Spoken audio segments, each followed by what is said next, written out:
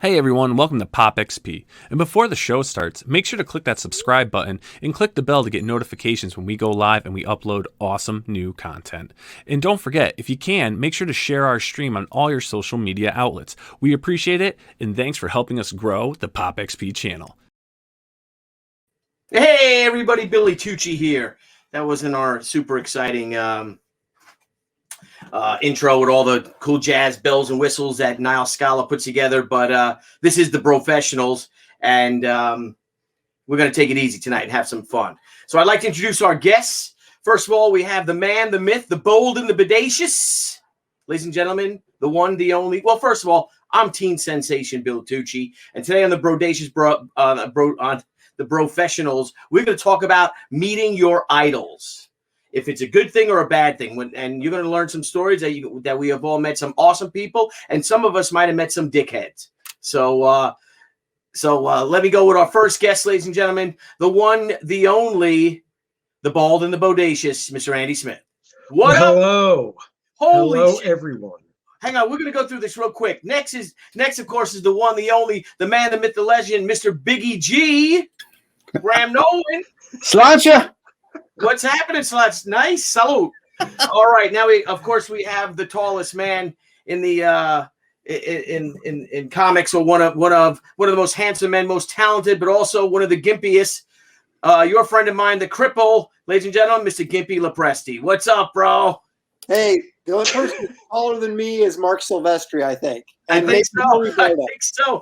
Well, I want to hurry up with this because we got a very, very special guest right now. So coming down from the Lone Star State, the one, the only, Mr. Art Thibert. What's up, buddy? What's happening? Hey, guys. Are you drinking a Lone Star? So Killer show today. Killer show. Honey, get me a beer. All right. Guys, I got something real special. That's why I was kind of rushing through this, because we have from his deathbed someone that came in, one of the original Brofessionals. We didn't put Niall Scala had originally put him on our promo, but I didn't want to do it because I'm like, what if he's in there? He just had surgery. But my gosh, everybody, look who it is. Fragga Boom! The man, the myth, the legend. Look at that. What's happening, Jim? In the hospital bed. Dude, what? How are you? That dude is a gamer. He's a gamer. How are you feeling, Brofessionals for life, baby. Brofessionals for life. This one's for you, Dan. Thank you. Salute, Dan.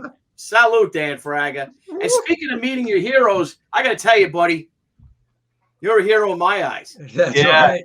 Dan's the hero of the evening for sure. Anybody that survived kidney stones Yeah, in a placeholder year. right there saying he's faking it. Yeah, you want to Billy trade Basco, they were places? saying prayers for you. God is watching over you, Dan. I'm sure you know that. That's from Billy Basco. Of course, as always, Jim Lee is in the crowd. Is in the audience. Wait, where's Jim Lee? Where'd he go? Here he is. we got Jay Lee on. We got some great stuff going on. Emotionally exhausted is I don't know if he's saying airborne all the way or whatever, but look at this. People are all excited about you, Fragga. Look at this. Well, I don't want to miss the Brofessionals, man. We're crew. I love you guys. Dude, we love you too. How are you feeling, man? I just got maybe a half hour ago. So I'm good. I feel like I really need to pee. But the stone was huge. The stone was massive, 1.6 centimeters. Yeah, it's like that. And they put a camera up inside me and shot it like asteroids. Dude, that is no joke. For that, you deserve to be here. No offense. Yeah, my God, man. Dude. You deserve the place front and center. I'm crossing my nice leg room. looking at that. I've had that done. I know what he's going through, man. That is no fun. I'm amazed you're on, dude. I've had kidney stones, but I've never had to have it blasted. My lovely hospital room. You got a room all by yourself? Yeah. But my wife is coming to pick me up, which is good. Pick you up? Yeah, she's picking me up. I'm not having to do overnight, thank goodness. But Oh, great. That's good news. Yeah. Yeah, I mean, the last stone I had, I had to pass it because it was only 5 millimeters. But this one, 16 millimeters is bigger than it's as big as a dime, right? Like, Oh, Golly. Caveman stuff. That's amazingly huge. Yeah. You couldn't piss that out through that giant hose? No, man. No. Dude, well, when you're hung and slung like Fragaboom, man. Hey, why do you guys think are he's called silly. Fragaboom? Yeah. Dan would be pissing dimes. But no, I wanted to say what's up, and if you guys are still going, when I get home, I'll try to come on via the cam.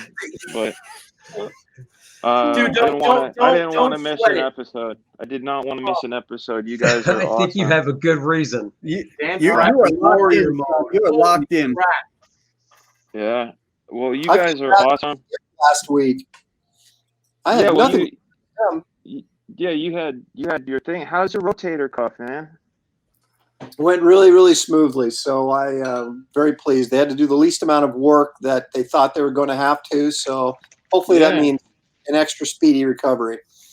Well, that would be good. We need to see you back up and drawing again. You're Well, so damn good. I'm doing a show tomorrow left-handed. We'll see how that goes. Oh, nice. Yeah. You'll kill it.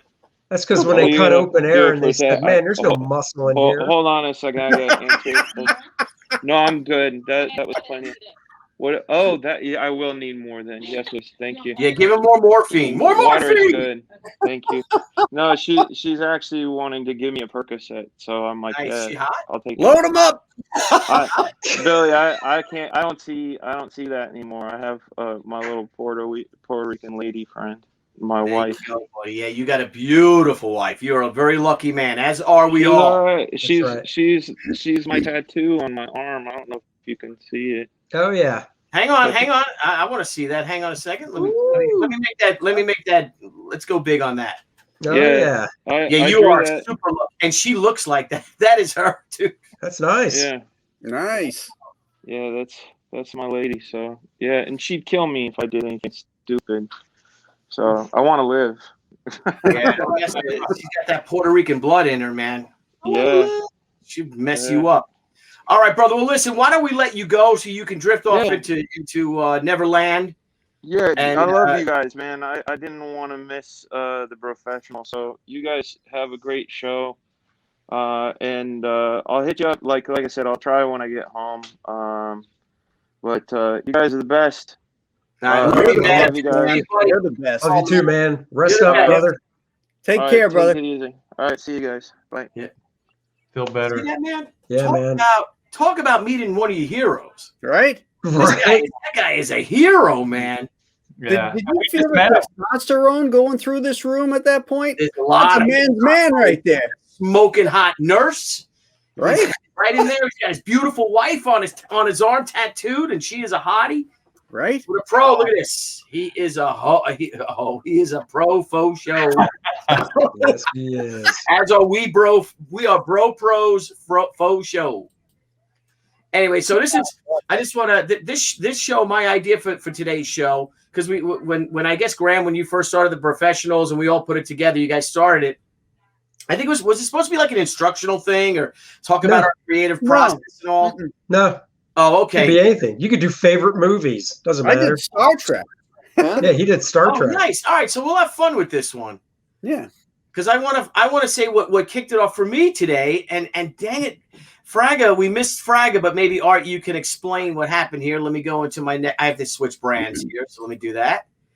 And this is our first. This is what kicked it off. Of you Art meeting Jack Kirby, and being photobombed by Fragaboom right there. Look at Dan. He knows exactly what he's doing in this picture. What for you guys with ties? What's I the know. story behind this? This is Eric Stevenson's wedding, his first wedding. Yeah. So there were a bunch of the Extreme Studios guys there. That's Mark Basilla on the left. and of course Jack Kirby, me, and then Dan Frega doing the photo bomb. And I was just going through some old stuff. We just moved into Texas, so you're unpacking and going through stuff. And I remember Dan said that he doesn't have any photographs of him and Jack Kirby. So since he wasn't feeling good today, I sent him this photograph. And I guess that started this little ball rolling here for this show. So we're going to talk about our favorite, or meeting, some of our heroes. Yeah. And you met the king. So all right, as we go on to that, and how was it? And I mean, first of all, Eric Stevens and Jack Kirby to attend his wedding. Yeah. Wow. Well, Jack Kirby hung out like Extreme Studios and the Image guys. Even Stan Lee was kind of around, so we got their blessing on the whole Image thing, so that was pretty amazing. Shut up. So Kirby hung around with you guys? I met him on three different occasions, but yeah, he wasn't there all the time, but he was there. And then if you look at that tribute book, what was it called? I think I have it here. The Jack Kirby Heroes and Villains. Yeah. There's a lot of Extreme Studios guys, Image guys that are part of this. McFarlane, Jim Lee, Dan Frega, myself. Hey, I got something in there, pal. Do you? Yeah. And Andy Smith, of course. Yeah. I got nothing in anything but my own books. He wants me. Son of a bitch. That's good enough, Billy. Wah, wah. Yeah, well, that's pretty cool. That is very cool. So I think we do a little round robin. We're not going to stay on long, maybe 45 minutes, maybe an hour, because the stories can get kind of funny and all. And but how was Jack? Art going in? Jack's awesome. Jack is not only a master storyteller in the pages of a comic book, but that man knows how to just tell a story. And I remember him telling me a story. I think it was a San Diego Con before the photograph. That was the last time I met him, but early on, and he was talking about the war. And and one of the things he told me, and I still remember it, he goes, always make it real. He goes, it doesn't matter what it is, make it real. It could be Galactus, but find something that connects in a real way to the, general public. And so I always remember that. So no matter how super fantastic things are, try to anchor them in some way that will connect and resonate with, your audience. Yeah. And so I remember that, and then I'll try to make it quick, but it was Christmas. It was Christmas Day, and he was. This is the Second World War, and so they were in like a barn. He said, and so they're kind of, and the Nazis are on the other side, and they're just kind of exchanging back and forth. I guess it's all about turf and trying to gain ground, and so it was Christmas. And he said the amazing thing is, like, the humanity was still there. They had a ceasefire, and they hung out and shared rations and stuff. And he said one of his guys, their boots were worn out. And I remember my dad fought him, where he said the main thing you want to do is you want to keep your feet dry, and you want to keep your shoes in good shape. And so he said one of the Nazis, the soldiers, had an extra pair of boots and gave it to one of the American soldiers. So wow, yeah. And then the next day they were trying to kill each other again. Yeah, and then they went right back to killing. A lot of killing. Yeah. Incredible. That's incredible. Sorry. Way to bring the house down. I thought that was a pretty amazing story, but I guess not, Graham. No, it is. It's freaking amazing. Jack was in the infantry, and the interesting thing, Jack was Jewish. So you just imagine at that time during the war there, Yeah. The Germans with the rampant anti-Semitism, with the Holocaust, with all that crazy stuff. And I mean, what a tough son of a bitch. I wish I got to meet him.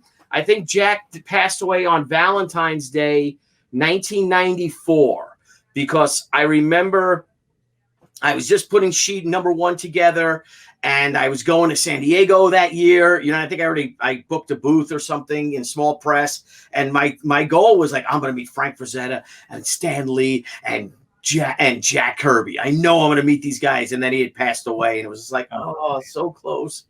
So that's what a blessing. What a blessing you got to meet him. Yeah, definitely. Well done, Professional. Well done.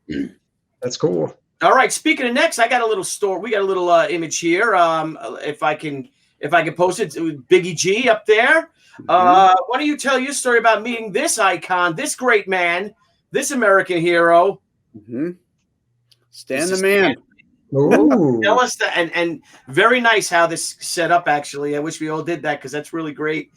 I think I'm gonna do that for mine now too. But please, that was at Rhode Island. The Rhode Island Comic Con. I guess 2 years. It was the year after Stan's wife had passed, and 2 years before Stan had passed. It was 2 years and 1 day before Stan Lee passed away. Yeah. And they were doing the promoters wanted to do a kind of a thank you to Stan, and they started to talk to all the guests that were there. Anybody that had worked at Marvel, they asked to come up on stage and greet Stan. And it was this huge crowd of people of professionals that to go up on stage. I was there. Yeah, I know you were. Yeah. And we all got to go up and meet Stan and present him with a gift. This was a poster I gave him. And signed it and stuff, and this is when I got to meet him, and it was I didn't know I was going to do it that day. I didn't realize he'd be wearing a Batman shirt. I didn't realize he'd be wearing a Batman shirt. To kind of like it's almost like fuck you, Stan. Mr. DC, I didn't plan it that way, but he even commented on the shirt. That's something. And that's something. So funny. But I got to meet most of my heroes. The only ones I didn't get to meet, I got to meet Jack also the year before he passed. And I got to meet Jim Aparo and Johnny Romita. Oh yeah. There you go, buddy. Very nice, Graham. Now, Romita was the first artist I recognized, the first guy whose work I was like, wow, I really, really like this guy's work. And back a couple of years before this, I did a prestige book for Marvel DC, and it was a Batman Spider-Man book. And it had the Kingpin in it. And when I drew Spider-Man and the Kingpin, I drew them in Romita style. When I drew Batman and his characters, I drew it in my style. And married the two together. And this is San Diego Con 1997, and I was sitting at the DC booth signing stuff, and then Chuck Dixon came up to me and said, "Hey, Romita just sat back down at his table." I'm like, "Oh." So I excused myself from everybody who was standing at my thing. And I said, "I'll be back." And I got in line. I got in Romita's line and waited through and waited for my turn. And I introduced myself. I just said, John, I'm a huge fan. And, you're a big inspiration for me. I introduced my name. And he looked at me and he said, "Are you Graham Nolan, the artist?" I said, "Yeah." He says, "I love that Batman Spider-Man book you did." Cool. That's cool. Nice. Wow.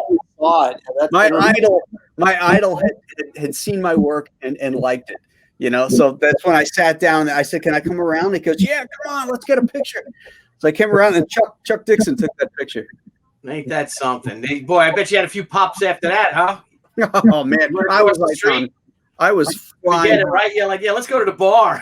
I said to him as I got up, I said, "I can retire now." That's great. Yeah, and again, another example of someone being, because of course, as I said, we're going to meet with. We've been so fortunate because there are really cool people in the industry, and there are some dickheads in the industry, and but we'll get to that too. And if you guys have any bad experiences too, I'd like to hear it. Someone had mentioned, and I don't know if this is Art's story, but someone had mentioned, I think it was Art's. I don't think it's Aaron's, but who ran across Gene Simmons? Oh. I met him a few times, but he wasn't a dickhead. He was cool. Oh, really? Okay, because I met him. He was a dickhead. Oh. And he hit on my wife. This is at San Diego, 1994, and she's. Let's see. I think she's doing something. Dad. Yeah, but that's the ultimate compliment when Gene Simmons comes onto your wife. Yeah, but he was like a lizard. He just looked like he was very certain. We were young, we're in our 20s, you know, and he's like, and what do you do? You know, and she's like, I'm with him. Yeah. And he was just all over her. It was just, oh my God, what a weirdo. So then this is why I brought it up, because my train of thought, Graham, is that we were hanging out. So this is my life in comics, is that my first San Diego Comic-Con, I'm hanging out because I had met John Romita Sr. Then John Romita Sr. liked me because John Tartaglione, the longtime inker at Marvel artist, was my mentor. He's my best friend John's dad. So I call him Daddy-O, I called him. So then he introduced me to Romita, and then of course John Romita, we just got along like peas and carrots. And then he introduced me to his son, who we love. I just love John Romita, who's coming on your show.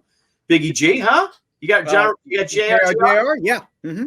Nice. So I got to get him on our show too. And I'm going to pay a super chat. Are you monetized yet? Can I give you a super chat yet? Well, I am monetized, but the process of is going through now with AdSense.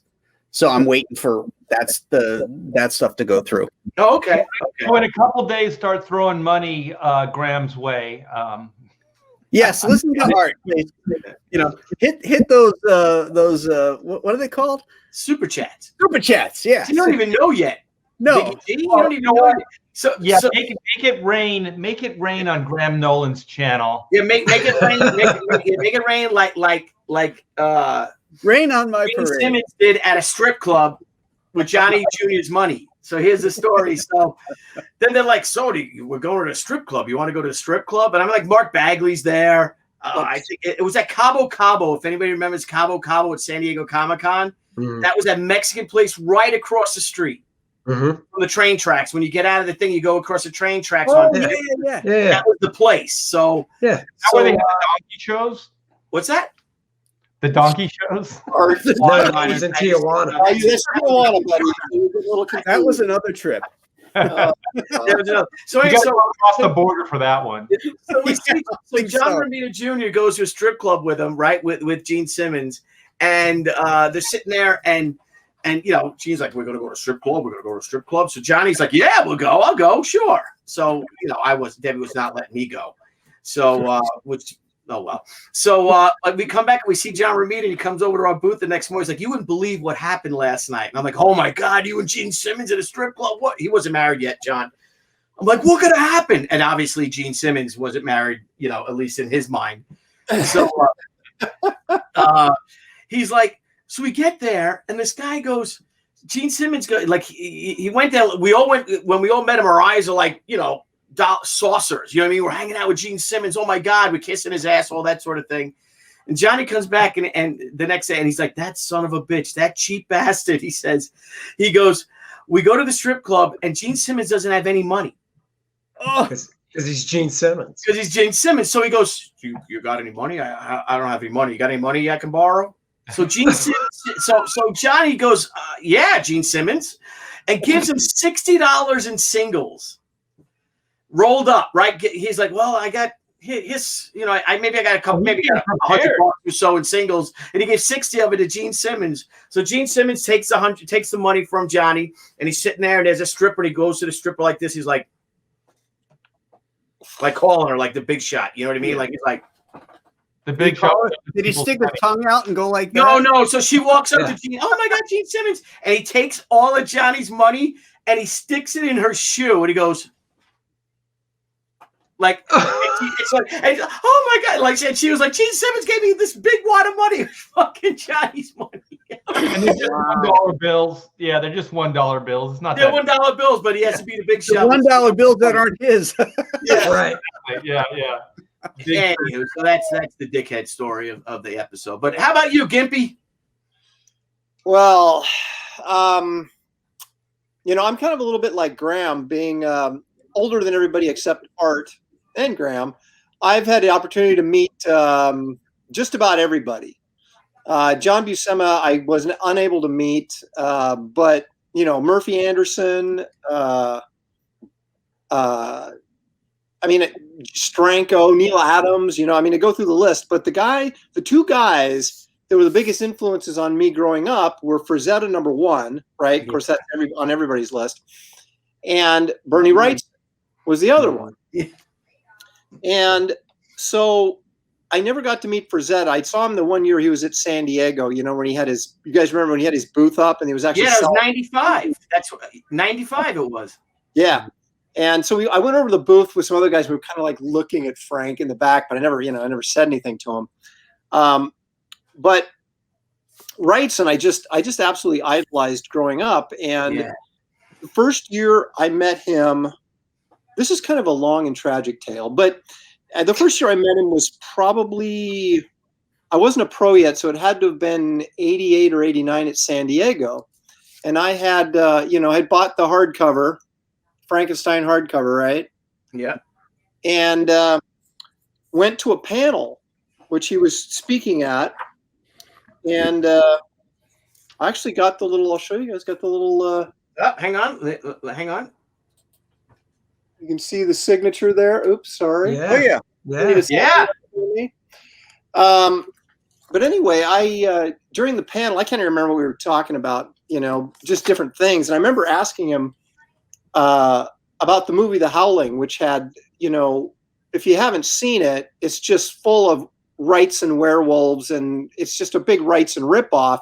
And I had brought this up because he had done a poster called Moon Pool, which has this kind of this naked guy, scummy looking guy looking into the water, and the reflections of werewolf looking back at him, right? And it's in a sepia tone kind of poster that he had made back in mid to late 70s. And I had asked him, I said, one of the actors in The Howling looks just like that guy in the, and did you have anything to do with that? And he goes, well, not officially. I mean, he had basically said he got no money, no credit, no anything, and they basically just ripped off all of his visual designs for that movie. But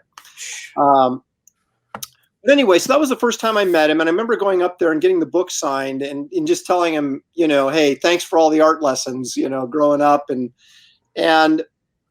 as it turned out, it wasn't until 93 where I met him again, and I was at Motor City Con with a bunch of Ultraverse guys. So we were all there, I think, probably on an Ultraverse tour.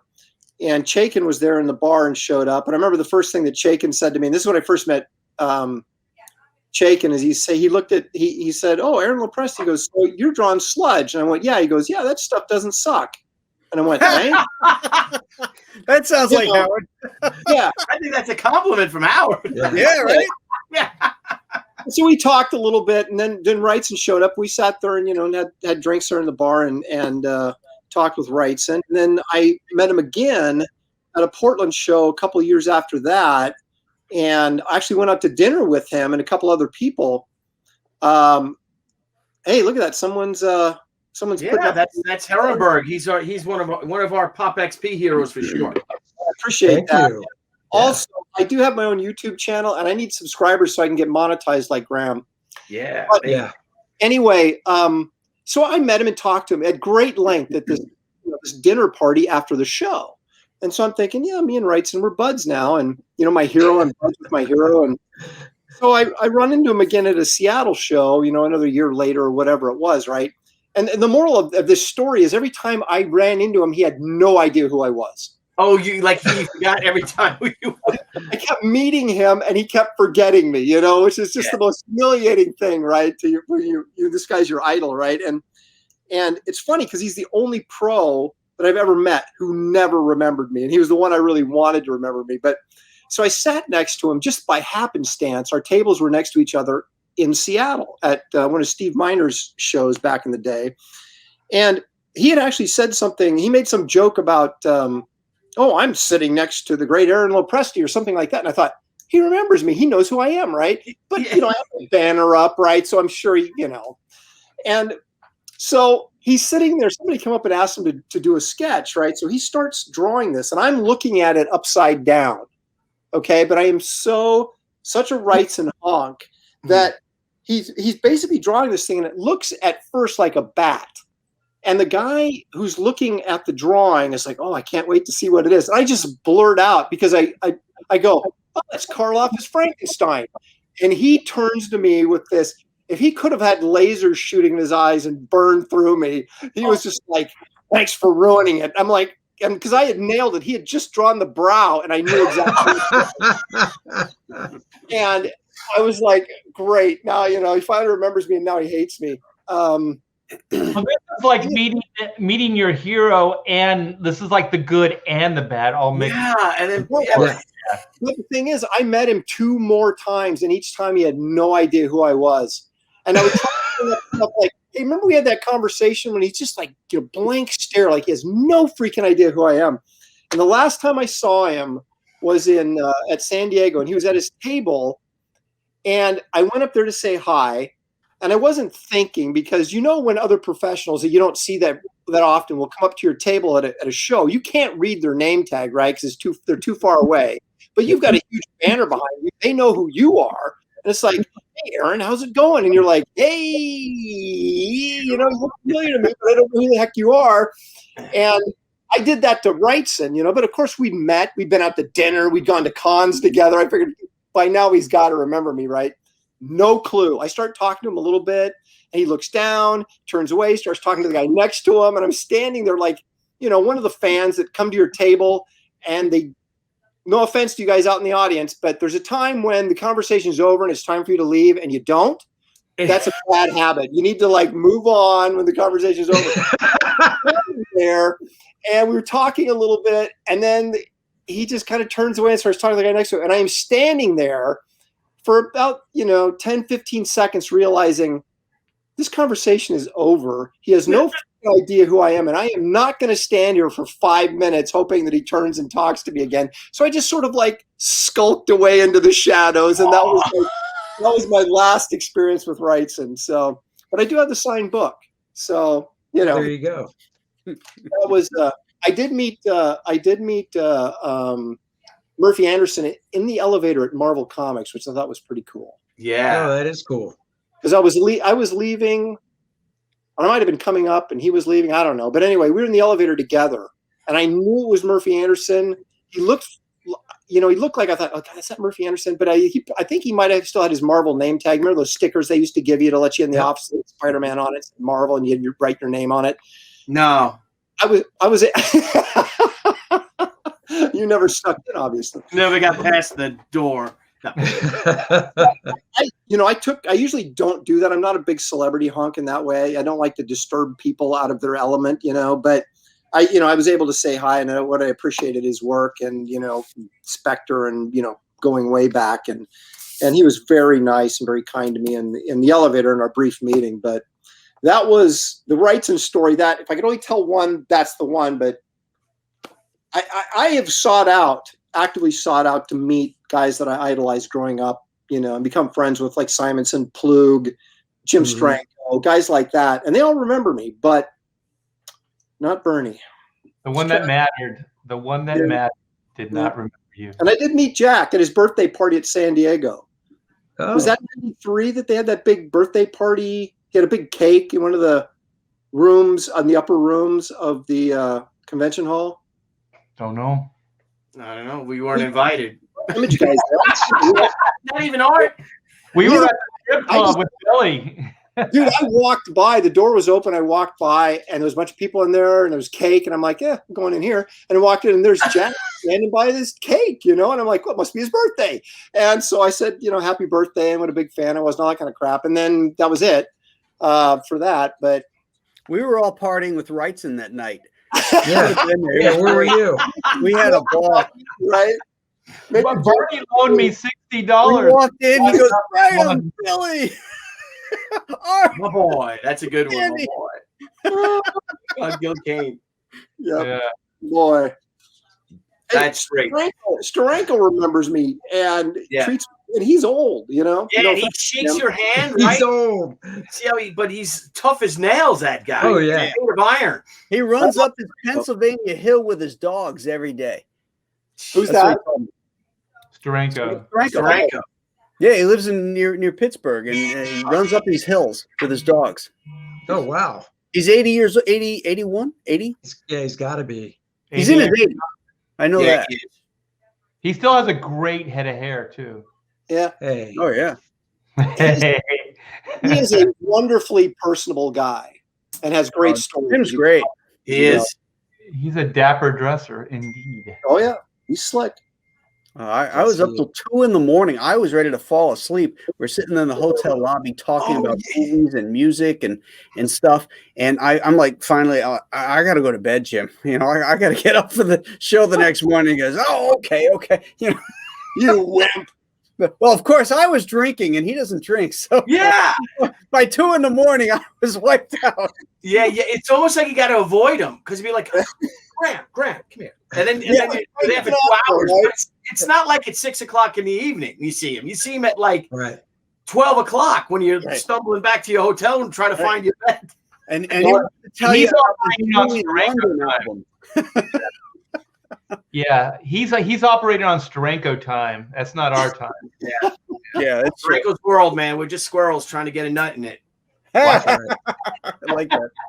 Here's a question. Were any of you guys at San Diego 87, 88 when someone ripped off Kirby's Lifetime Achievement Award? I was there, but I didn't know that happened. I was at that. I was there, and I have a box that may or may not have the award in it. You figured it was the way I was going to. Well, and Art, thank you for your meeting your hero moment, and then you robbed him. Well done. The statute of limitations. How about you, Andy? What you got? Any good stories? You know, kind of like everybody else. You know, I never met Kirby, never met Buscema. I did meet Steranko at an airport. We're, you know, waiting for a flight, and we talked, and well, he talked, and just basically, well, he just talked about working with Stan in the early days at Marvel, and he talked about his days of doing the escapism, you know, the escape acts and stuff, which I find that stuff fascinating. I mean, like you guys said, he's just so fascinating to talk to. Yeah. We got to get him on our show, boys. Oh yeah. I've already asked him. Oh, what'd he say? Yeah.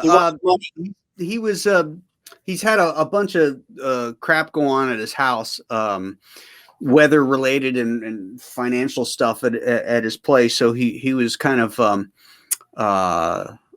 under a lot of pressure, and he's got some deadlines on some things. So he hasn't, you know, he's not able to do anything like that right now. So I had a really good time at a convention a few years back talking to Herb Trimp. It was the first time I ever met him. Trimpy, sorry, Herb Trimpy.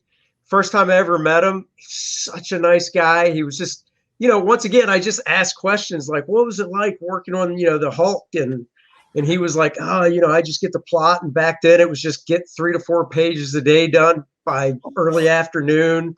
And I could go take my biplane up because, you know, he had a biplane and stuff. Yeah, he did. He had a steering. Yep. And he was real nice. I met George Tucca, you know, at a con, and he was a cool. I never met Tucca. Yeah. Oh man, he was a sweetheart of a guy.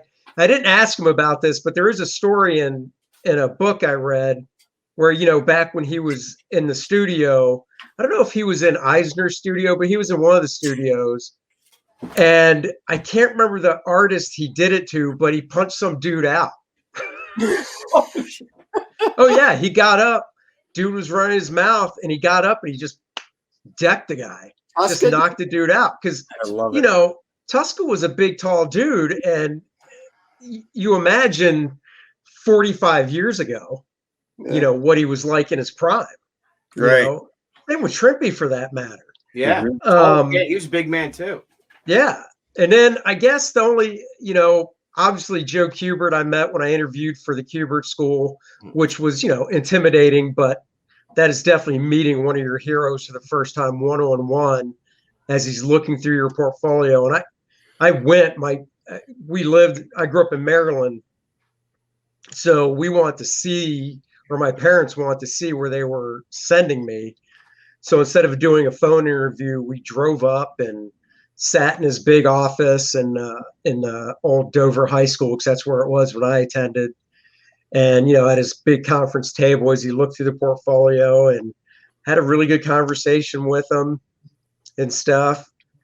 And in my third year of the Thibert School, I met John Romita Sr. because he came by to look at portfolios, and he was once again, all these guys are like just really nice, really, really gracious, except when you meet Neil Adams and show him your portfolio, which I did as well. Yeah, I did too. I did that my third year of the Thibert School. I went and visited Continuity, and Neil's. I mean, now that I've seen him like once a year, he's definitely, once he gets to know you and you're a professional, his tone changes. But when you're trying to get in and he's looking at your portfolio, man, he just rakes you over the coals. The thing is that Neil always calls Andy Aaron Lopresti for some reason. Right. I know. It's weird. Yeah. I know. He remembers you, but he remembers you as Aaron Lopresti. Yeah. And so I remember being in like a meeting room in Continuity, and I think his daughter was in the room as well. And, Neil was tough but fair. He'd point things out and, tell me work on certain things, whatever. The only thing that was weird was his daughter was getting in on the critique. And at that point, I'm thinking to myself, what is it you do? I mean, I know you've colored stuff for, you color some stuff, but besides that, why are you in the room? What? And, but, I think it was a compliment. And at the end of it, because Neil basically handed me a 5-page script and was like, if one of the things, not verbatim, but it was basically like, if you got the stones to try this, work this up and bring it back, and we'll see, we'll go from there. And I didn't have to because I got a gig at DC a couple weeks later. But, it was nice because I don't think, from what I knew, he would do that. He would hand a script out like that all the time. I don't know. Maybe he did, but. So it was like a sample? Is that what he wanted you to do? Like, for work? Yeah, he wanted to see. He was basically like, here's a script, work stuff up, bring it back, and let's see.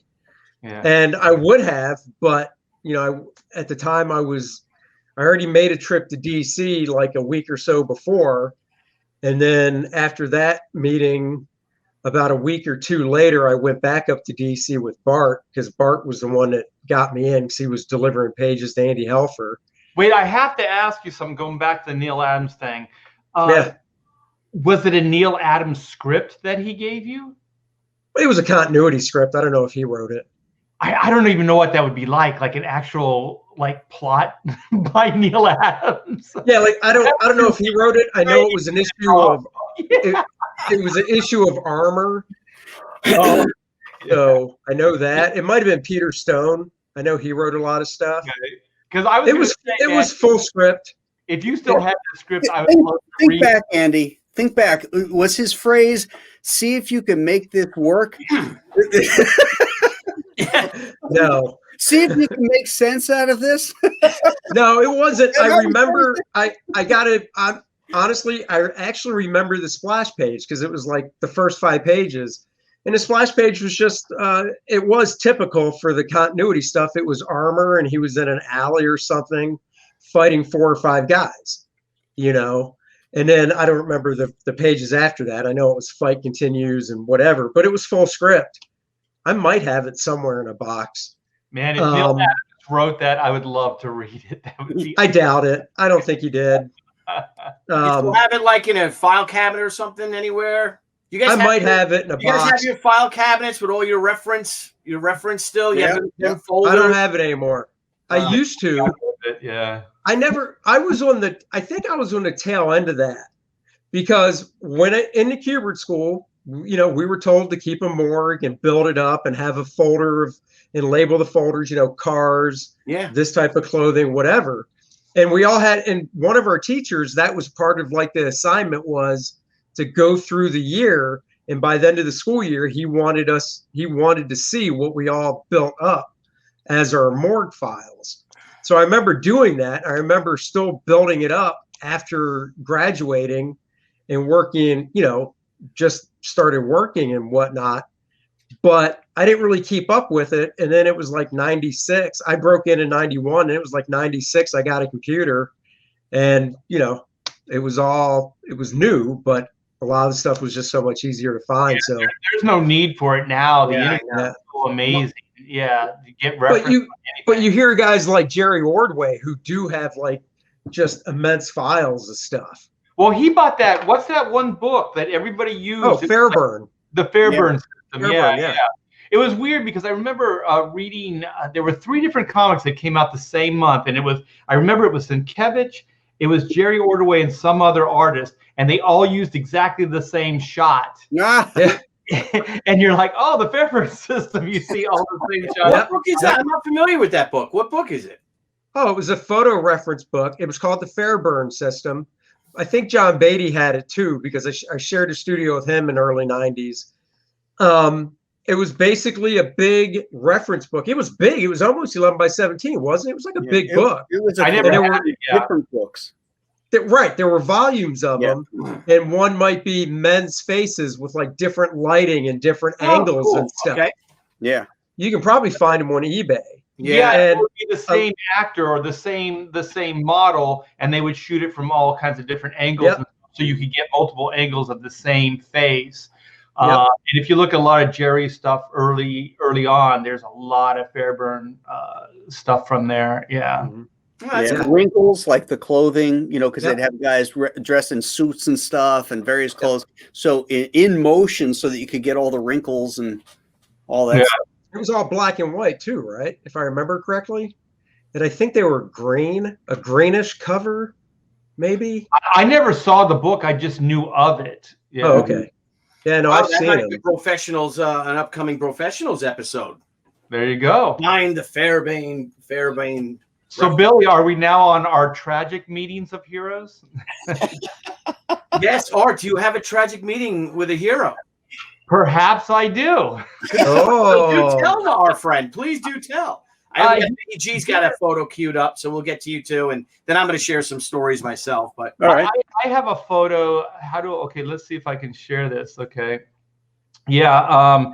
It is a most beloved actor, actually, who plays a very beloved character. go. Lou, Oh boy. Big Lou. Oh jeez. Hey, did he charge you for that picture? Not yet. I'm sure he's gonna try. The bill's coming. Yeah, the thing is, okay, so this is Wizard World. I think you were there at that show too, Billy. It was in Texas somewhere. I think it was Dallas. Okay. And Neil Adams was there, and God, who else was there? There was a lot of people there, but I know that Is that like 10 years ago, 2008, 2009, maybe. Yeah, 2008? it was a while ago, and so Lou was there, and so I had signed a deal with Wizard World to do several shows, like contract kind of thing, and so I guess they felt like to get their money's worth, they would have me do promotional stuff. So actually, it was Dallas. It was Good Morning Dallas or something no, it was Good Morning Austin. It was in Austin. So it's Good Morning Austin. And so it was the morning show, and they had me and Lou Ferrigno go and do some publicity stuff on this morning show. And so everything's, above board, everything's fine, get in the limo, Lou's already in the limo. We go to the studio, everything's cool, hanging out with Lou. Lou's talking like very personal about like family's important. This is my family. How's your family? Blah, blah, blah. So I was thinking like, wow, everything I heard about Lou being an asshole is not the case. He seems like a very sweet, caring guy. Because his reputation, the picture pirate thing, he gets irate. People take he's awful. Yeah, he's crazy. And so then I'm thinking like, oh my gosh. So I let my guard down. I'm like, Lou's a great guy. And so then we get at the show. We're doing the show. And so the only thing I had to offer is I'm an artist. So I start drawing the Hulk, because I'm here with Lou, and so I'm going to draw the Hulk. So we're sitting there. There's the host. She's in a chair, and Lou and I are on the couch, but Lou is closest to her. So Lou's kind of being Lou. he's very standoffish. He's very kind of like abrasive. And so then after a while, she stopped talking to him. This is during the interview? Is this during the on TV? Yeah, Wow. This is the live show. Yeah. So then she's actually leaning past him and talking to me. And then she's like, so what are you doing? And I'm drawing, Hulk and stuff like that. And then she goes, well, let's see what you're doing. And so I held it up. I go, it's the Hulk. And then Lou goes, that's not the Hulk. I'm the Hulk. Good dickhead. He got all jealous for the drawing. And so then, smash cut, the show's over. And so I had my whole dog and pony. I'm showing artwork and stuff. So I had it all on the couch. But I told myself, like early in my career, I never took pictures with anybody. So I have no proof of all these cool things that happened. So I told myself at this stage in my life, I'm going to take pictures of everything. I don't care if I'm like that geeky guy that's taking pictures. So I had my camera. I asked one of the people, like the cameraman or something like that, if he could take a picture of the host, Lou, and myself. So I knew this was going to drive Lou crazy, but I needed the photo, right? And so I was prepared. If he was going to ask me to pay for it, I would pay for it. But anyway, so snaps the picture. The next thing I know, everybody in the place wants a picture of the three of us. So then everybody's like, could you take a picture? And they're using my camera. Can you send it to me? Blah, blah, blah. Here's my email. So Lou is steadily getting more and more and more irate. Like you could just see like the body language. He's seeing $40 every with the snap of the finger. That's $40 out of his pocket. Yeah, he's just getting pissed. So as soon as he could get out of there, he did. So I saw him leave, but I just figured he'd go to the car and sulk, right? Because the limo was out, was going to pick us up and take us to the show, to the Wizard show. And so I didn't think anything of it, but then I started getting this weird vibe, like I think he's pissed. I'm not sure what he's capable of doing. So I had to run back, get all my artwork together. And so then I went out, I ran out the door, and it's one of those doors that have like automatic closing. As soon as I went out, the car drove off, the door slammed closed. I can't get back in the theater into the studio. It's freezing cold in the middle of Austin. I have no idea where I'm at. And he left you. He ditched me. Yeah. He had the limo driver take off on you? Yeah, exactly. Yeah, it was fucked up, man. Because like I don't carry a cell phone either, so I had no way to call the promoter, Garib's brother, I forget his name. I had no way to do anything. So I knew that there was a camera in the front of the building because you can't even knock on the door. It's one of those armored doors, right? So I walked in the front and I'm just like looking at the camera. I'm like, hey, let me in. So then you hear eek, and so they let me in. And so then I talked to the security. I'm like, I got, blah, blah, blah. Can I make a phone call? Because I did have the number for, I forget which Seamus it was. And hey, and so I call up and I say, hey, Lou ditched me at the studio here. And they go, oh, well, yeah, we'll bring a car around. So I'm just in that really weird place where you got to kind of bullshit for about a half hour, with a bunch of strangers. Like, yeah, that's how Lou is. He's just kind of this silly guy. And it's like, oh, that's just Lou. That's just Lou. Yeah, because they're going like, didn't he? He ditched you, right? And I'm like, well, Lou's Lou. So I don't want to say anything bad about him. Oh, so I would have been like that motherfucker. I do now. Next time you watch Pumping Iron, you'll get a bigger kick out of when Arnold fucks with Lou. And that it's so great. Yeah, he gets his head into his old man's head too. It's so great. So then, just to wrap it up, okay. So I get in the limo. It's the same driver, and he goes, oh, I'm so very, very sorry. Blah blah blah. I go. You got to be honest with me. I just need to know. It's no harm, no foul, but. He told you to drive off, right? He goes, yes. And then I just logged it away. I didn't say it out loud. I just go, Lou's a dick. He's a dickhead. That's my Lou Ferrigno meeting one of my idols. As a kid, I grew up on the Hulk. Bill Dixon, and that was Lou. What if it had been Lou and Gene Simmons in the limo? What would have happened then? Exactly. Yeah. Well, Gene Simmons knows who I am, so Gene's always really cool when I meet him. So he's always like, "Hey, R.T. Barrett," he gives me a hug and stuff like that. So I don't know. I want to believe that Lou wouldn't treat, or not Lou, but Gene wouldn't treat me like that. Oh, I want to believe that. All right. Well, what a dick. All right. So, all right. So let's circle back to. You want to do the Bold and the Beautiful first, or Biggie G? No, I was going to say, Billy, if you want, I found the Fairburn books on eBay. If you want to share my screen. Yeah, let's do that. Oh, there you go. How much are they? This set right here is $350, but there's a bunch more that are singles, like. So you can see there's tons of them. But yeah, so I said they were green. So these are the ones I saw that John Beatty had, those green ones. Okay. And so there was a time when you was it Hussein Art that the three comics came, or Aaron, the three comics came out, and they by three different artists, and they all used the same panel from one of the books.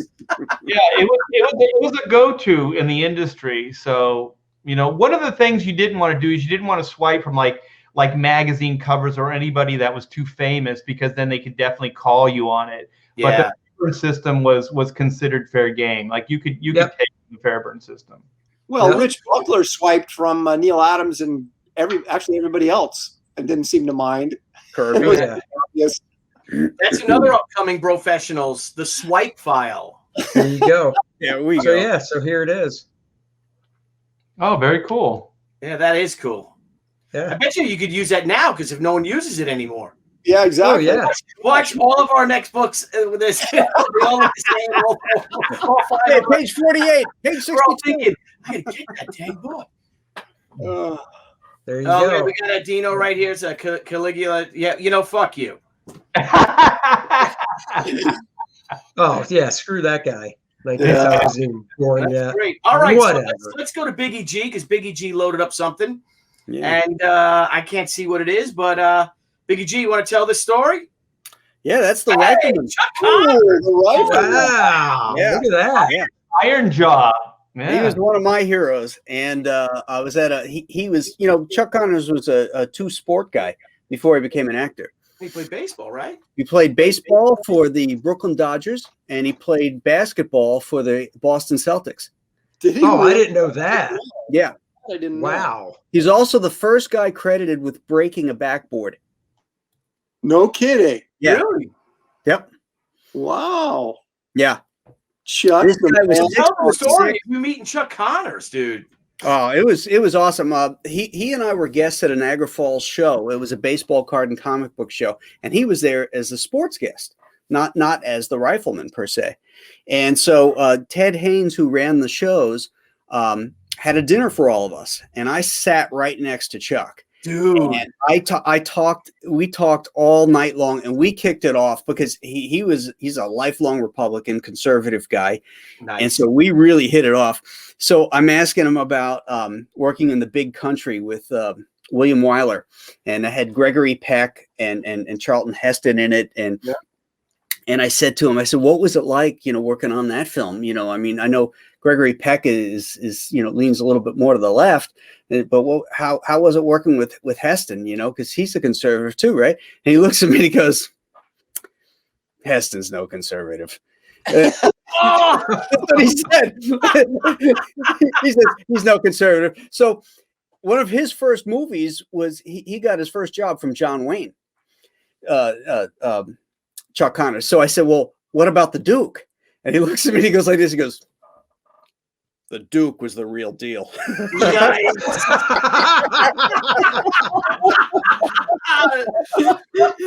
I mean, he looks down. He looks down at me and he goes, the Duke was the real deal. That's badass, bro. That is badass. It was so cool. So we're having dinner that night, and there's a bar that's connected to the restaurant, and there's this woman in the bar keeps staring at him, and we're up against a wall. We got a big table in front of us, and so this woman comes stumbling out, and she goes, Chuck Connors, I love you. I've watched your show and everything. I want to kiss you. And Chuck looks at me and he goes, all right. And he stands up and he goes to kiss her, and she's missing a tooth. Oh, And this woman, he goes to give her a little peck, and she shoves her tongue right down his throat, right across the table. Oh my God. And he comes off like this, and he goes, God damn it, I think she bit me. Oh my God. He was the coolest guy in the world. So at the show the next day, I show up with my 30-30 Winchester, the real deal. And I bring it to him. Security let me through, because I showed him it wasn't loaded or anything. And this is pre 9/11. So he's sitting at his table there, and I go, dunk, and I stick it down there. He looks up at me and he goes, oh my God, I don't think I've ever signed a real Winchester. He signed kids, rifles and stuff like that. And this was an actual 30-30 Winchester, and I still have it. I still have it. And you had, so he signed it with like a Sharpie or something? Yeah. Where did he sign, on the stock? Right on the stock. Wow. Right on nice. You want to see it? Yeah. Yeah. Heck yeah, I want to see that. Dang. Chuck Connors. How That about that? bastard. Wow. Let's make him big. I keep waiting, Graham. Oh, damn. Oh, look at that. Wow. Yeah. That is awesome. I keep waiting for him to screw you over or say something negative.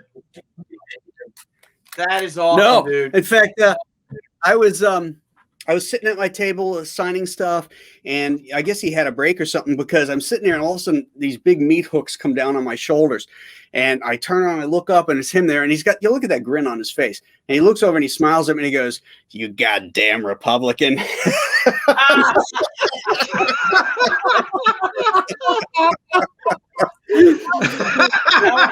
Oh man, we really hit it off.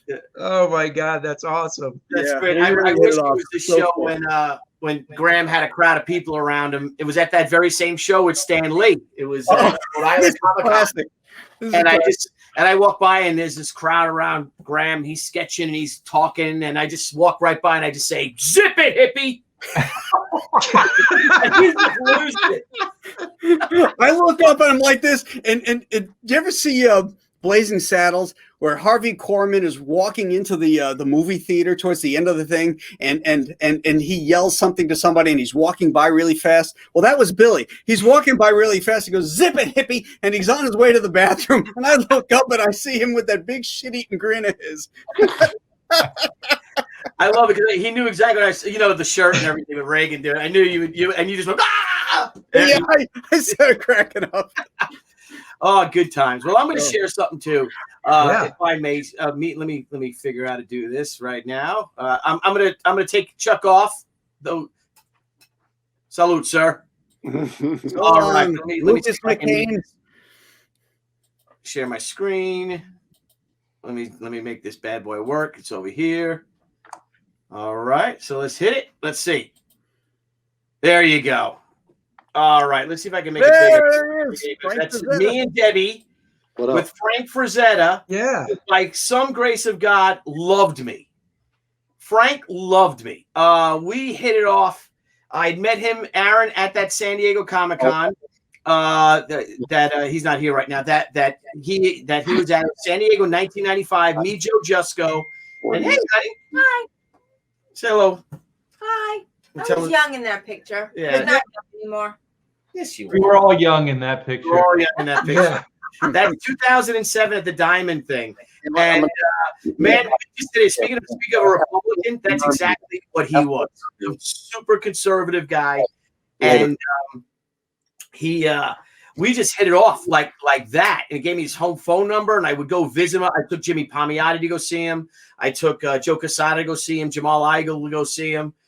Me and Sasso went to go see him a couple of times, and just the stories. And I got him to do a cover. I'm like, I'm going to ask him to do a cover for me. So I call up and talking to Ellie. No, I think I was over there. I'm like, would you do a cover for me? And Ellie's like, well, how much you paying? I'm like, well, what do you want? And she goes, I don't know. How's $4,500 for the, and you can get the art. You can have the art too. Oh, Jesus. Wow. He's like, really? He's like, yeah, we love you. I'm like, oh, yeah. So I got Frank Frazetta to do the cover. I remember everybody came after me after that. How the hell did you get Frank Frazetta to do the cover? I'm like, I asked him. That's awesome. He would call me. You talk about Steranko. You get, when you find Jim Steranko late at night, and that's it. You're there for 2 hours, and you can't leave Steranko, even though you're like falling asleep because you get, like I said, you got a few pops in you, And he would call me, and I remember one time he called up and like, ring, I picked up. I'm like, hello. He goes, hey Billy, it's Frank. I'm like, Frank who? Frank who? Frazetta, what the fuck's the matter with you? I'm like, oh, I'm sorry. That was a great night, wasn't it, honey? Yeah. That was great. So that's a good night. Yeah, and that's all about meeting one of your heroes and just being a great guy. He really was. And I love his family, and I got reconnected with Holly's daughters and with Sarah Ann, if you guys know Sarah, and with just what a great family. Great family. Just that's great times, great memories, and being very fortunate. And I got another one. Let me shine. Oh, is Aaron back? Aaron, yeah, you are. Yeah. I was just saying, maybe was that you talking about Herb Trimpe? No, it's Andy. That was me. Andy. These are two of Herb Trimpe's French curves. Are you? kidding? That's nice. After he passed away, his wife came around to a show for a bunch of us that had known him and all. And he was a member of the Aerodrome, Herb Trimpe, if you remember him, the tall guy. And she's like, well, I know he would want you guys to have some of this stuff because he loved you guys. He loved this industry. And she's like, what would you like? And I saw he had some I think I have a couple of pencils, too, that I want to give the Frag if I could find them. They should be in here, actually.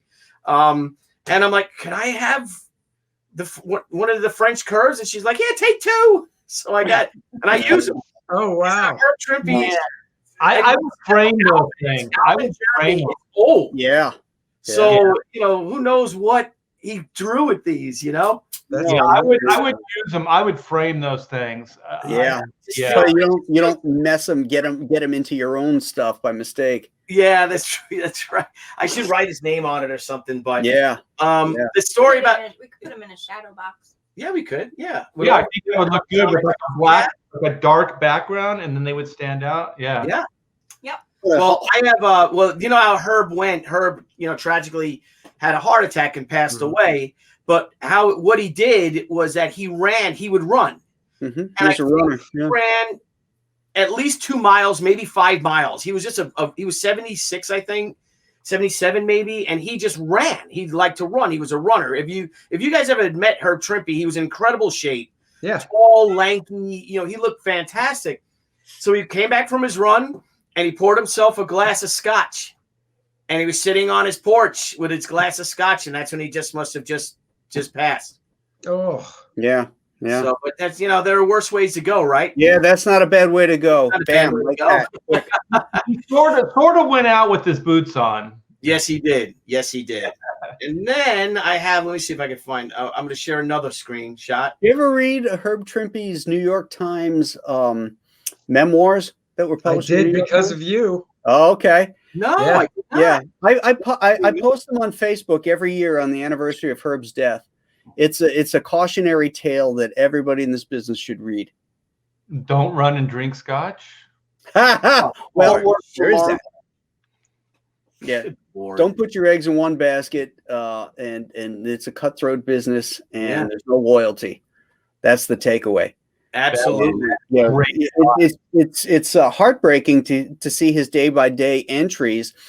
He went into teaching, but he had an exclusive contract with Marvel, and they cut him loose, when they went into bankruptcy. There was no work for him. All the old guard was gone. Marie Severin was the last one there. And there was just no work for him. And he would try and nothing. And he eventually, he had to pay the bills, and he went back to school, got a teaching degree, and taught. Wow. In the public school system. Wow. Well, stick around here for this one, honey. Okay. I have another if I can share. Yeah. And you guys had mentioned him. I think, Aaron, you had mentioned Bernie Wrightson. Oh yeah. Bernie's another one. There's me, Jimmy with Bernie. I think it's Jimmy's birthday. No, look at Jimmy's wearing some kind of shirt. I don't know what he's doing. I have to ask you, Billy, does Bernie know who you are? Or he loved me, right? He loved us. And we actually spent that week. And his wife. Yeah. That's great. Thanks. We spent. It was it the same year that Darwin was there? We did a small Las Vegas show. It was Bernie's and Darwin's last cons. Yep. Oh, I was there. No, Bernie was at my birthday party. Was after Darwin passed? No, Bernie was at that Vegas con too, because I was there. Yeah. Oh yeah. Graham was at the Vegas con too. They were both at that con, and he was. And then we saw Bernie one more time at my birthday party. At our birthday, me and Jimmy. It was Jimmy's 55th birthday and my 5th birthday party. 50th. And 50th. And he looked way better 9 months later at my birthday party. Remember? Because he was in real rough shape. Well, at that point, knowing what I know about cancer, at that point, if they had already decided that they couldn't treat him anymore, he probably wasn't being filled with all that stuff. Yeah. All the toxins of chemo and all that, they really do a job on you. So if he was at the point of a different treatment plan because the chemo wasn't working, then he would have looked better because it's not killing off part of your body while it's trying to treat cancer. Right. Yep, absolutely. And then I have one more, if I may, and it's another Graham Nolan was there. If I may, Graham, we travel in the same circles. How come we haven't been pals for 25 years? I know, right? Times. Hey, Aaron, did you notice how happy Bernie was hanging out with Bernie? Well, Art, he's always happier when he's with people he knows. Yeah, that's right. He's not hanging with strangers. So Aaron's hero is Bernie Rice, and then he met him like 10 times, and every time he met him, he didn't remember who he was. Aww. And the one time he did is when he was drawing a surprise sketch for someone, and then Aaron's watching. And he goes, it's Boris Karloff with Frankenstein. Hey, Aaron, we kid because we care. Yeah, I know. That's okay. It's all in love, brother. It's all in love. A lot of people just like you. There's people that have Aaron Lopresti stories with the same thing. Other pros, actually. Aaron doesn't remember who I am. I remember them. I'm going to share one more.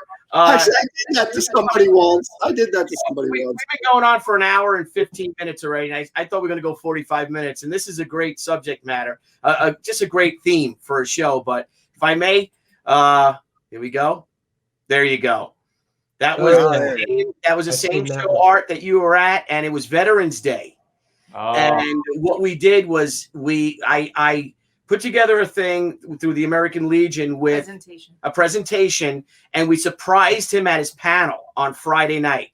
And I came in there with probably 10 soldiers, sailors, airmen, Marine veterans, and we just gave him. I mean, he got a flag flown in his honor. Him and Joe Sinnott. We did the same thing for Joe Sinnott at dinner afterwards. Yep. And Navy guys, Army guys, and you got to tell it. And he was so broken up. He was the tears in his eyes, and he had said, aside from his daughter being born, it was one of the greatest moments of his life. Wow. And what he did for me, and that no one ever thanked him for his service. He said in World War II. Wow. That was the first time anyone ever thanked him for his service. So we gave him, like I said, the flag, certificates from the Army, certificates from the Air Force. There would be 15 people with different sorts of commendations. Yeah, from all across the country, all of the armed forces. It was really a moving and amazing thing to see. That's great. That's awesome. Involved with the armed services that was able to get any kind of a commendation, or like you said, a flag that would have been flown, or it was like rapid fire. Letter from a general, from the general in charge of TRADOC. Yeah. It was one person after another, and he was so visibly moved. It was really beautiful. Yeah. And then he was a sergeant in the Army, and then the guy behind him, directly behind him, where you don't see not the gentleman to the right of him, but to the left, is a captain, and he makes everyone and does present arms, with a salute. Mm-hmm. And Stan's sitting there, and I'm sitting there saluting him like that. And he's looking at me. He's like, "What do I do?" I'm like, "Stan, a captain's saluting you." And he turns around and he salutes him, and he turns to the crowd and he just gives this big salute, and everybody cheered. And it was great. It was one of the greatest moments of my career. It really was. That's an amazing story. That is. And then we were high as a kite that night. We then went to the Ric Flair Board of Strings because we're all in our uniforms, And then the Walking Dead guys came over, and then we went to a cigar bar, And oh, what a good time. Good times, man. That was a great That's one. awesome. So anyway, this has been a great show, everybody. Thank you all for joining us. Anyone else have any other stories, told tales we want to share? Or Millions of them, but we don't have time. Yeah, we could go on forever. And I'd like there's so many great I'm artists sorry, that I'm sorry. remember me that I've got so many stories about guys that that don't. We could remember them. do part two. We could do part two on my show if you want next week. You know, we could go more into it. Yeah, sure. I think that would be fantastic. And then I got a great Jim Aparo story. I love Jim Aparo. I think Jim Aparo is one of the most underrated artists in this industry. His Spectre run was fantastic. I liked his Dead Man stuff too. Yeah. Mm-hmm. His Aquaman, you know, when he was in Adventure Comics. And then his short run on Detective with Archie Goodwin. Yeah. Oh. You know what? His Aquaman, he actually drew underwater environments and bubbles and like movement, like the dirt and ground would move. And I've never seen anybody draw Aquaman like he had. And Aquaman's hair too, because he had it like high on the top, but shortly cropped. But the front part of the hair was always waving in the water. Yeah. It was so great. It was like motion, you know. There's a lot of movement. Yeah. Well, guys, this has been. We definitely have to do this. We got some funny comments. I'm sorry, I was trying to find some things. Brian Blevins. That's a true story, actually. But I was hanging with Graham Nolan. I was liquored up. But I just want to say this was a great episode of the Brofessionals, and I'm also proud to say that this episode gets the Telly Savalas seal of approval. There you go. Who loves you, baby? Who loves you, baby? Look at that. Talk about heroes. Look at that stud, huh? I wish I had a lollipop. Who's better than him? Guys, you guys are great. I love you all. Everyone out there watching, thank you all for watching, tuning in to the Brofessionals. Who's hosting next week? Yeah, next week I'm hosting. So we've actually gone a full circle round. So we've managed to hit everybody. And so I'll be next week. And if you haven't, like and subscribe my channel. I know everybody has a YouTube as well, but really just go to mine and like and subscribe. That's right. Is that how the good shows are?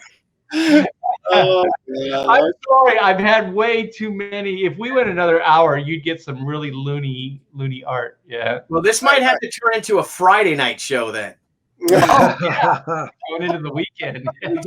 We started like 7 p.m. Eastern time. Just go. No. We should do one called the Day Drinkers. Day drinking. There you go. Day drinking. Then we start in the afternoon. Yeah. What are you doing tomorrow? You know what we could do? We could do like a 4-hour stream and just see how freaking wasted we could get. Dude, everybody. Oh my God. We would get everyone to come onto the show. I'd be the designated driver. Yeah. And then you can host it. You can host it, Aaron, because you'll be the only one. So I'm not drinking. I'll host it. I'm like Trump. I don't drink. But it might be kind of funny that the guy that does host it He'll does. be driving us around. He'll be driving us around. We'll be all like, "Who's our driver? Yeah, who is that guy?" Hey, Aaron, I'm starting to think right now you're already regretting telling that story. I know. So can we do day drinking hero episode, and that's when we can tell our stories? Or just day drinking. We just talk. We can just right now. It could be a Do you very. guys want to plan for like next Friday night? The next Friday to do day drinking? We could, yeah. Well, I can't do it next Friday. What are you doing tomorrow? You want to do it tomorrow? Wait a minute. I've got a live feed tomorrow. Aaron live with me drawing left-handed. You guys cannot do that. I got a 4:00 tomorrow. All right, then maybe next Thursday afternoon. What the hell with it? We do Thursday. Oh yeah, Thursday. Yeah, do it Thursday afternoon, maybe. Day drinking next Thursday. It'll just be Billy and I tomorrow. That's okay. All right, everybody. Well, stay tuned. Let's do the next day drinking on Art's channel. We started. What do you say? 4 p.m. Eastern time. Well, I think we should make it a very special Brofessionals. Like so special. Yeah, like it'll be Friday, you know, and then we'll start at like noon. Okay, noon. All right, so that's got to be. So It'll that's, be on Aaron's channel. yeah, so that's noon your time, Art. That would be 3 p.m. for us on the East Coast. No, he's in Texas. It's not. Oh, you're It's Texas. only an That hour. would be- 1 hour. Yeah, 1 hour Just difference. an hour. Ooh, that works. At noon your time, that's like what, 10 a.m. our time? No, it's just an hour. You have to get up early to watch us get really obnoxious on his live stream. All right, so let's plan that, everybody. That's going to be a good one. I can't do it next Friday though, because I'm closing out my campaign next Friday. Yeah, you don't want to be asleep by 5 o'clock in the afternoon. All right, so the Friday after that. Yeah, let's do it. We can look at that. Yeah. Perfect. All right, but next Thursday we'll be on Art's channel. That's right. Yeah. Next Okay. week. All Same right. bat time, same bat channel. Well, different bat channel, same bat time. Well, it's I'm 8 getting some messages. Let me see what Steve Vaughn has to say here. I think we started late tonight, Yeah. right? It's Yeah. 8 o'clock. 8 o'clock Yeah. Eastern. Yeah. What? Yeah. No, I like the 8 o'clock. all right. Yes. Yes. I just today was just a rough day for me, so I could. Oh, I yeah. could go a little No late. problem. And Niall was streaming too, simultaneously on the PopXP. Everyone out there, thank you for joining us. Please follow all there are links to the campaigns that are actively live for our guests right now. We'll also add that to it later on. You got, of course, there's the link here to follow Aaron Lopresti as well, and Andy is in there too. Guys, you guys were great. Thank you all out there for joining us. What a fun show! I love you guys. This is like a comic book convention. But we don't have to, sleep in a strange room. With So, strange all right, people. I think I'm going to let me do a little. I'll take us out here, and everyone have a good night. And we will see you next Thursday on the Brofessionals. So let me hang on. I got to fix that backdrop. I got the wrong bloody backdrop again. There You're we like- go. You won't And leave. hang on, I'm going to do a little video. Thank you all for joining us. And sorry, let me find the video. We got a lot of content on it. We got to get rid of it. All right, guys. Everyone have a great night. And tally ho. See. Hey everyone, thank you for joining us on PopXP. If you haven't already, make sure to click that subscribe button and also click the bell for notifications when we go live and we upload some awesome new content. Also, don't forget to head on over to Twitter and follow us at the PopXP and over on Instagram at the PopXP. Thanks again everyone, and we'll see you soon.